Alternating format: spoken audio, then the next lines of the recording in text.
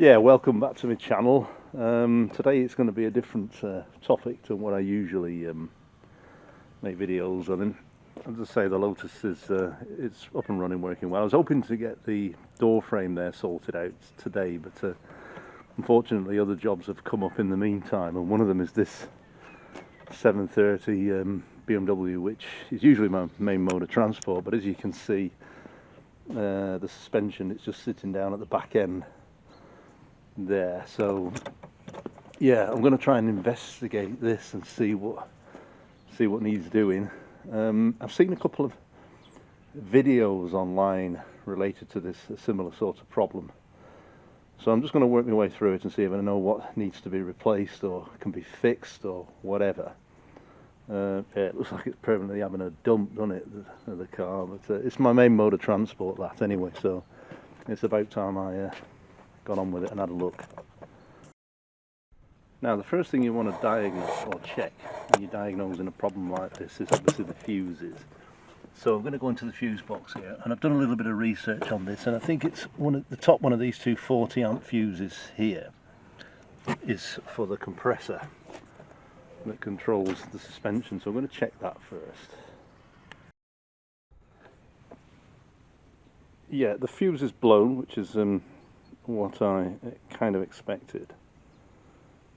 It's a bit difficult to see, but I've tested it with a resistance or a voltmeter, obviously using the resistance settings, which is, yeah, that's kind of a bit of a good news, because it means that the electric motor's probably been protected on there. So I'll jack the back end up and see if I can gain access to the compressor for the air suspension. So the compressor's location is under this sort of plastic bit here, so I'm going to undo the nuts to try and remove this plastic bit. So one at the top there, other one there. I don't know if there's any further up, but I'll see and inform if there is. So just to reaffirm, so this is the bit that covered the cover. There's two screws in the side, which are a little bit awkward to get to, and there's also sort of a clip like that holding at the back end in that hole there. So you've essentially got 5 fast fixings in total. So just moving on, sorry if the camera works a bit shoddy here, but that's the compressor is there. So there's a few lines that go into it. There's an electrical connector I'm seeing there, and these two sort of a red and blue air line, and there's a couple of other electrical connectors. So obviously some pipes as well that needs to be removed. So I'll get on and remove most of those now. I think they're just screws to me. Yeah, BMW connector's going to be awfully awkward, but let me see what I can do. So the electrical connector here on the right hand side, you just lift this tab, sort of push that tab, and it will come out. I think that one unscrews, and I think this tub, this will pull. But what I'll do is first, there's 4 screws, sort of 4 nuts here holding them on. So 1, 2, and there's 2 at the back there. So I'll lower it. I'll take those off and lower it a bit. I'll give you better access to some of the other connectors. Yeah, all the electrical connectors have come off fairly easy. They've usually got a tab, you know, so you just sort of release that and they come out fairly easily. So I've released this plastic pipe, this rubber pipe here, sorry.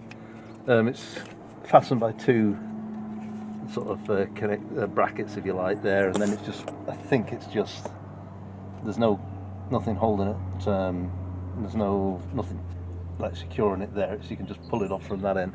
I'll undo those 2 first though anyway, and then I think it should just drop out. There's a slight bit of pressure in there, not a lot. You can probably just hear it decreasing in pressure.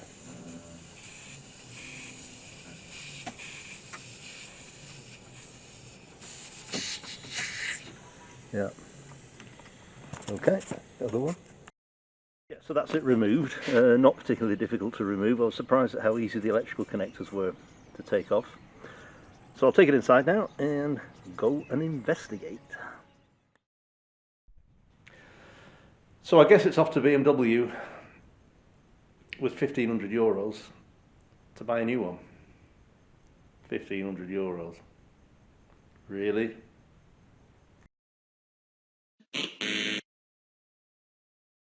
So this is the assembly. I guess the electric motor must be this bit at the bottom here, and this is kind of the pump bit, if you like. I think this is a solenoid is on the back end there, or is that the solenoid? I'm not quite sure at this minute.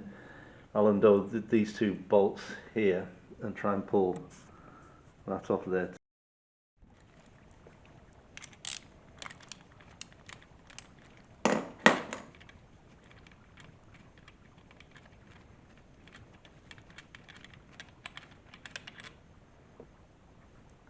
Looks like it's secured in with a bit of thread locker there. The other one.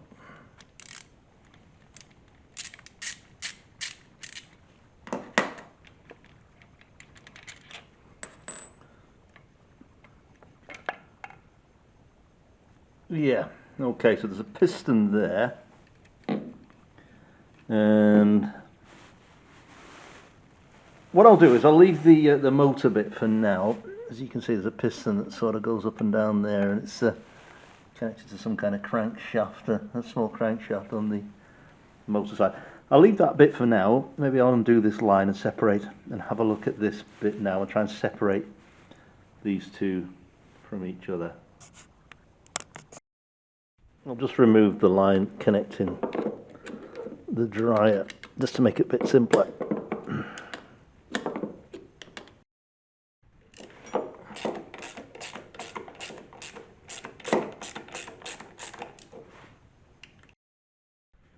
Yeah, be careful when releasing the top of that, because it's actually spring loaded, and it sort of shot off when I released those two nuts.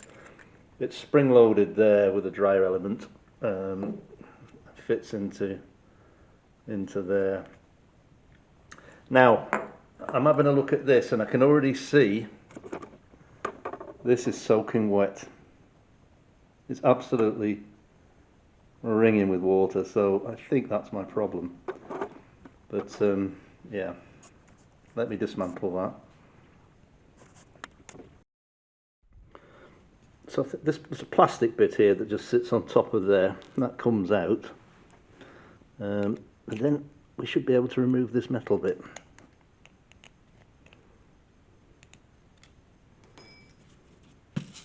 Ah, bollocks.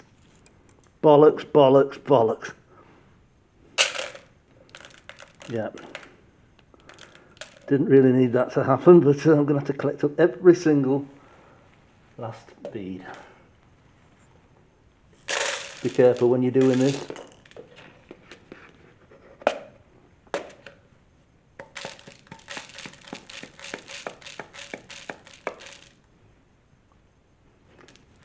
Don't make the mistakes I made, guys. Yeah, so these are all soaking wet. They need to be dried.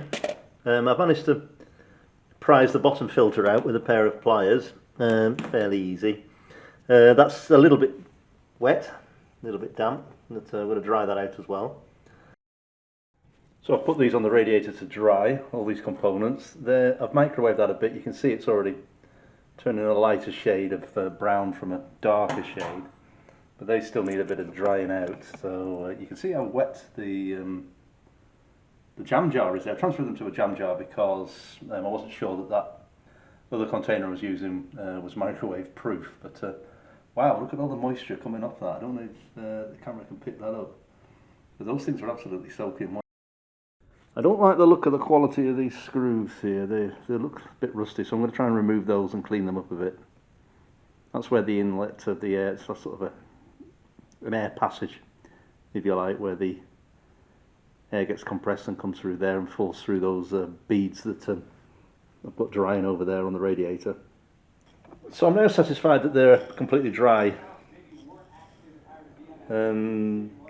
Yeah, I'll start putting things back together now and see if this has solved the issue.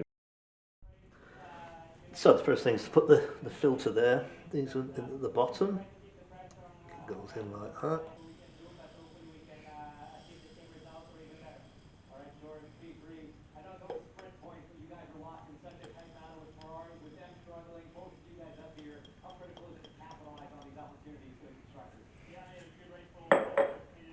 That's sorted. Yeah, so I think I've worked this out. That bit there needs to align with that bit there. That's how it goes together. Like so. Yeah, don't forget the spring as well, guys. Let me see how that goes in that way.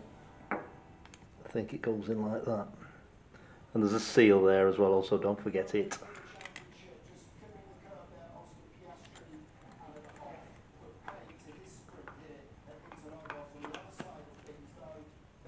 Yeah, so then I need to put this back on there, get the piston in place.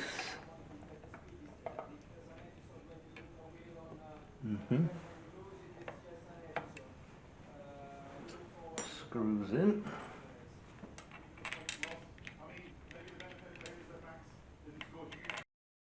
Yeah, don't forget to reattach the hose. And I guess it's time to put that back on the car. Now it's a bit dark, so I have to go to the shops and buy a new fuse. So 40 amp fuse, I hope. It should be a 40 amp. In you go. Now, I don't know if you can hear that, but as soon as I put the key in, it already started blowing.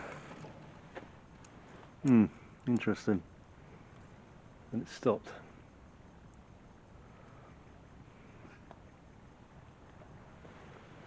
I don't know if it's blown the fuse again.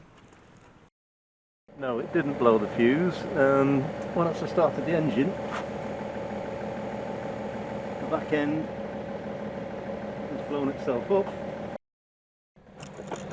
In fact, I'm going to leave it on the ramps tonight because I need to put the cover on. But as you can see, there's some gap now between the bodywork and the top of the tyre. So pleased with that. Looks good.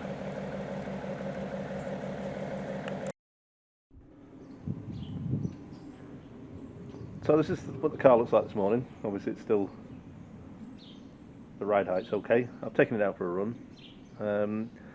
There's one thing I'd like to say as well, is that I've been, over the last 6 months or so, I've been getting intermittent error messages saying that the chassis, there's a problem with the chassis. I'll see if I can find a screenshot of it somewhere. I didn't unfortunately take a picture of it, and I'm wondering if I've also solved that particular problem, because the compressor obviously couldn't keep up with the chassis settings. And I'll take it out for a proper run, good hour or so this evening. I'll go and watch the game, City against Liverpool, and we'll see if that particular problem's solved. But the ride height is looking good, I have to say. So thanks for watching this video. I hope it solved your issues too. And yeah, I guess cheers for now. Subscribe to the channel please, and click like. Ciao ciao.